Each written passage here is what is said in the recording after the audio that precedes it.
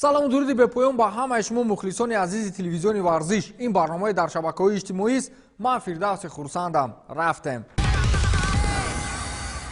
имрӯзҳо кадом шабакаи иҷтимоиро накушоӣ, дар мавзӯи варзиш як баҳс аст.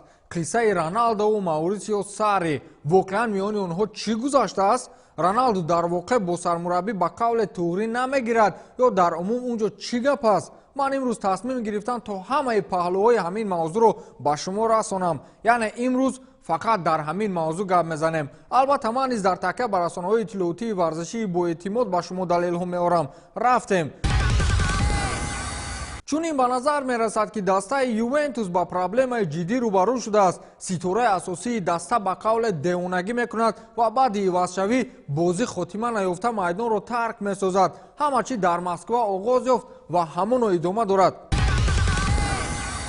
ҳозир аз ҳамаи футболбози ба қавле гении дунёро чӣ озурда мекунад? Лионел Месси аз натиҷаи мунтахаби Аргентина норозӣ аст. ҳамеша барои Роналдо ин чиз проблема шуда наметавонад, чун мунтахаби Португалия ҳама чӣ барои забон дароз кардан дорад. барои Роналдо танҳо ивазшавӣ ё ивазкунӣ аз ҷониби сармураббӣ проблемаи ҷиддӣ аст ва инро беш аз 5 миллиард мухлиси футбол бо чашми сар тавассути телевизион диданд. гап сари схемаи тактикӣ намеравад, балки 2 маротиба пайҳам иваз шудани Роналдо аз ҷониби сармураббӣ меравад. ҳадсу гумонҳо дар мавриди пир шудани Роналдо ва эҳсоси камқувватӣ дар ҷисми ӯ хеле зиёд аст. беш аз 30% мухлисони футбол бар он назаранд ки гӯё Роналдо пир шудааст ва тавони 90 дақиқа бозӣ карданро надорад. сараввал дар майдони РЖД арена Маурисио Сарри дар қисми дуюми бозӣ Роналдоро бо Дибала иваз намуд. ин дар ҳоле сар зад ки дастаи Ювентус бо Локомотиви Москва бозиро 1-1 мусовӣ намуда буд. Маурисио Сарри дар дақиқаи 81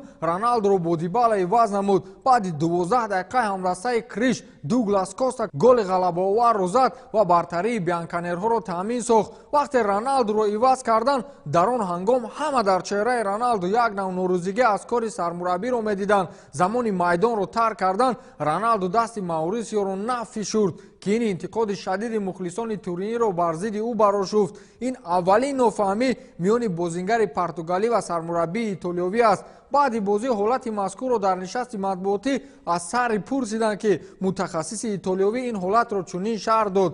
дар охири қисми аввал Роналдо дар организми худ як нав дард эҳсос кард. ман бемашварат бо Роналдо ӯро иваз намудам. барои ман саломатии ӯ бартар аз ҳама чӣ меистад, гуфта буд Маурисио Сарри.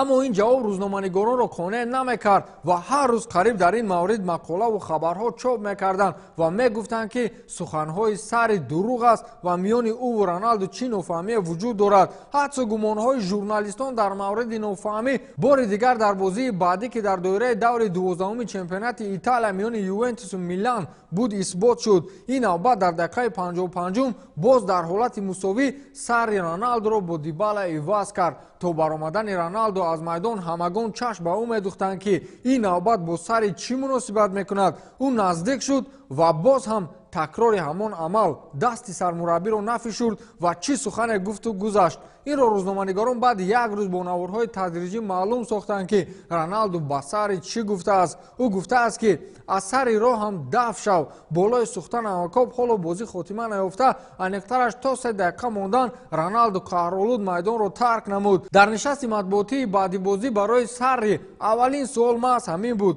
чаро Роналду иваз шуд ва ин ҳолатро шарҳ дед. Маурисио Сарри ин навбат низ ҳамаи гуноҳро ба ҳолати нохуби Роналдо ҳавола дод. ӯ гуфт ки иваз намудам ӯро барои он ки дидам ӯ худро хуб эҳсос намекунад. ин муқаррарӣ аст ки бозингар бо иваз шуданаш асабӣ мешавад. аммо агар ӯ воқеан бозӣ тамом нашуда майдонро тарк кард, пас ани ин проблемаи ҷиддӣ аст. ӯ бояд ин проблемаро бо ҳамдастагонаш ҳал намояд. сармураббӣ хеле муносибати дипломатӣ намуд бо Роналду. дар бозии баъдӣ бо кулли проблемаҳо дар нохунак Сарриро мебояд Роналдуро то охир дар ҳайати асосӣ нигоҳ дорад, вагарна кор ба қавле пухта аст. Сарри худ аллакай медонад ки бо бозингар муносибати хуб надоштан чӣ маъно дорад. сармураббии ба обрӯи итолиёвӣ Фабио Капелло ки умри худро дар футбол сарф кардааст, хулосаи Сарриро дуруст гуфт ва ин ҳолатро шарҳ дод. ҳаққи гап ин аст ки роналдо аллакай 3 сол мешавад бо фиреб додани тӯб касеро нагузаштааст. ман ёд дорам замонеро ки ӯ ҳатто то 5 бозингарро мот мекард. феълан ин чиз дигар рӯй намедиҳад.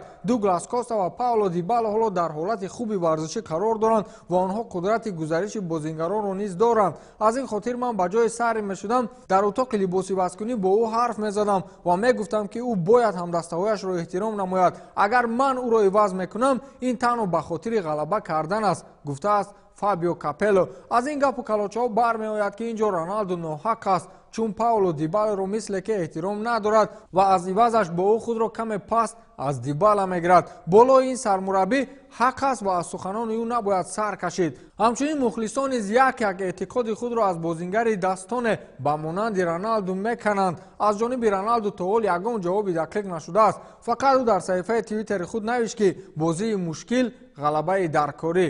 ба ҳамин тамом, то барномаи дигар, хайр.